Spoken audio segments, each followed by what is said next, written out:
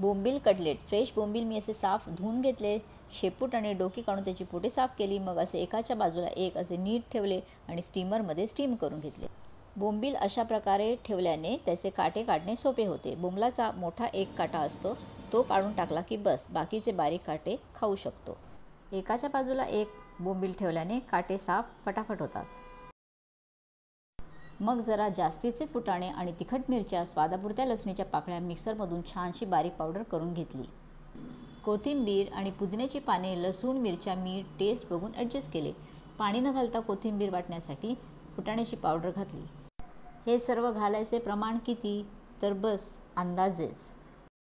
हे सर्व एकत्र करून स्वाद टेस्टी लागला आणि असे गोळे करू शकलो तर बस झकास जमलंय.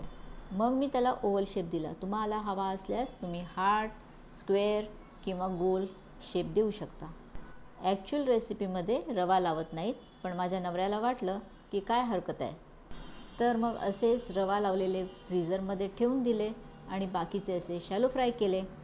जेवताना साईड डिश म्हणून किंवा पावामध्ये चटणी आणि केचप घालून कटलेट पाव कधीही केव्हाही एन्जॉय करा.